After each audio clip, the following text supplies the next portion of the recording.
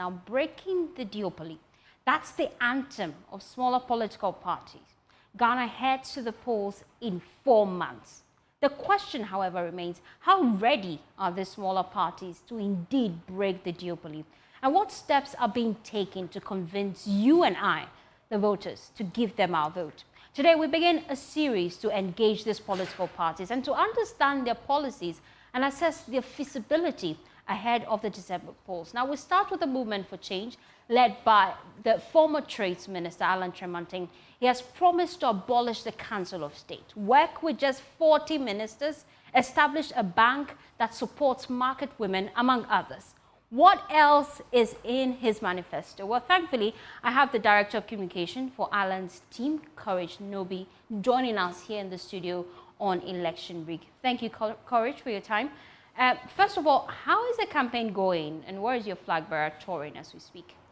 Thank you very much, Steve, for having me, and it's always a pleasure to be back to your studios. The campaign has been going very well. Just last 2 weeks, he was in the Bono region where he had his market tour. And again, overwhelming response from the people. They know that so long as they are traders, he's the one they can trust. He's the one who understands their circumstances.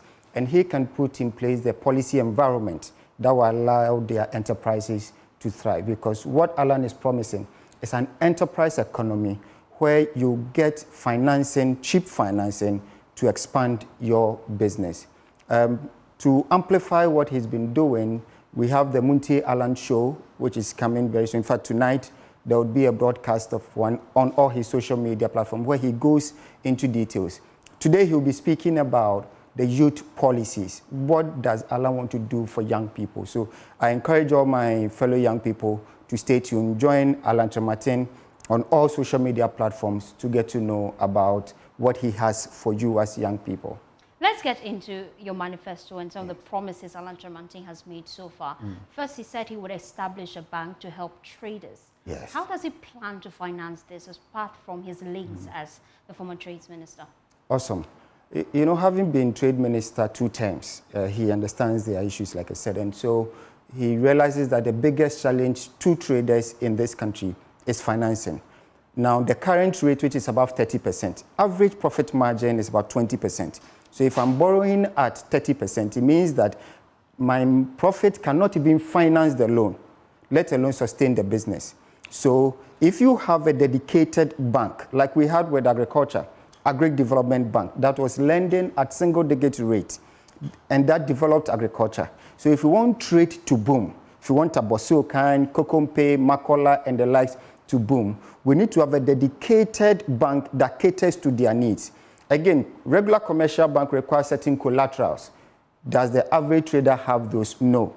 But a dedicated bank will understand the peculiar needs of these traders and then fashion out financial packages that would be able to tailor to them. What the government will do will be to give the seed money for that. And once it begins going and trade begins to boom, they can pay back, and then you have a revolving fund that is able to cater to traders. Where would the seed money be coming from? From the government, of course. I mean, one of the biggest things that the government has is it has access to some amount of resources. The important thing is how do you put that amount to use so that it becomes productive and then brings productive returns to the economy. So if government decides that, okay, let me put 20 billion cedis into this fund, when he puts it there, with the kind of strategy we have in place, particularly that connects to agriculture, because you should be able to get the raw materials. You should be able to connect that to industry, which is also part of the plan, so that traders can buy both raw materials and finished goods to trade with. Then that 20 billion, in a matter of 2-3 years, can give you about 100 billion. Yes, so that's how he intends to finance it. So it's about the policy environment and the commitment of the government to see this through. We've done it before, and we can do it again. Already, government is borrowing a lot to finance quite a number of their projects. And then the concern now is that what specific sector would you then be getting the seed money from? Okay, thank you. I think Alan has made it very clear that going forward, infrastructure development will not be government financed. Because it's easy to go for $600 million loan that you're building an interchange. What happens is that you have to finance that loan. The interest rate is usually very high. But if you package the project that, okay, Accra-Kumasi Highway, we want to dualize it, package it, and prepare a feasible plan for recouping of investment. In private investors and private sectors what has the money will come in, build the road, put tolls on the road, and recoup the money in 10, 15, 20 years. And that's what happens in Malaysia, it's what happens in the US, what happens in the UK, and the likes. What that will do will be to lessen the burden of debt on the government. So the government then, who will be sharing profits with the private individual who has built the road and is towing it, will now begin to put its part of the revenue in targeted policies in agriculture, targeted policies in social services like education, targeted areas like health, and the like. So that is just one aspect of it.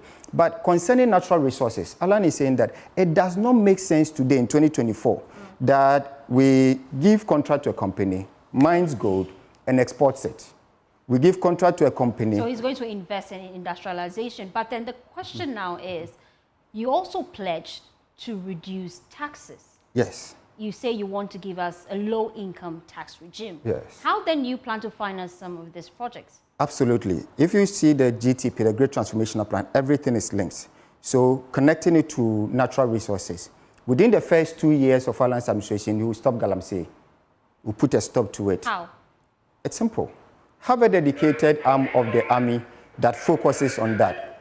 Our forest reserves are being depleted. There is a law that does not allow that. Implement it. Just enforce the law. LI 2462, which was passed in 2022, which allows mining in such forest reserves and river bodies, will be revoked by Alan, as well as the EI 144 that allows de-reservation of our forest. When you do that, Alan is saying that he will review all existing contracts with our mining companies and outlaw or pass law that requires them to add value to 60% of whatever natural resource they mine before export. How would that even deal with illegal mining in the first place? What that is going to do, it means that you are going to have heavy revenue from the mining companies, because value addition is what brings government money. So that would stop illegal mining? No, stopping illegal mining is a matter of law and it's a matter of commitment. It's a matter of dedication. The government is not dedicated enough? No, not at all. Nothing shows that the government was committed to. In fact, what the government has done is to rather pass law to almost legitimize an illegitimate practice. Up until 2022, we did not have any law that allowed mining in forest reserves and close to water bodies. The LI 2462, which was passed by the government in 2022, actually allows the president in writing to allow mining in forest reserves. That is clearly not commitment to dealing with the problem. Alan says, I'll deal with it. Now, in dealing with it, you cannot dispossess the young people of this country from participating in economic activity. So he says, okay, let's have a business model that allows the young people work as cooperatives under strict regulations. Get them, the cooperatives, registered as business entities so that they can be properly regulated under law.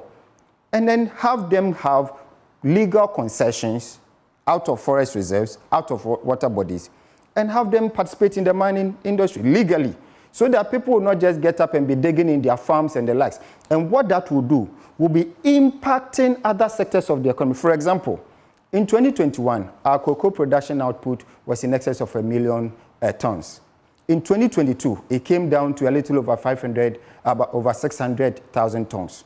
In 2023, we came down to just about half, about 500,000 tons. And 2024, we are projected to do even less. Part of that is the impact of Galamsey, where people are selling their cocoa farms, and meanwhile, the third highest earner of foreign exchange for Ghana was cocoa. So if you do not have the leadership that has the credibility to deal with the problems head on and to design policy that makes other sectors thrive, this is some of the results that you'll be having, such that produce buying company, the workers have not been paid for over a year. And in all of these too, Ghanaians must remember that you cannot trust either of the NPP or the NDC to do right by the citizens of this country, to do right in natural resource management, to do right in creating the enabling environment for enterprise to thrive. Because we've seen it before. We've seen President Mahama, he couldn't do it. Galamsey started in 2013, he couldn't stop it. President Akufo-Addo and BP came, they've not been able to stop it. you know, and across all of them, corruption, nepotism, and all the ills that we see in government. So if we want to have different outcomes as a people, we must vote differently. And the choice is one, Alan John Kyerematen, because he has a demonstrated track record of credibility in public service. How then do you convince the voter that you're credible enough, knowing fully well that your flag bearer was a member of the NPP for a long time? He was also the trades minister.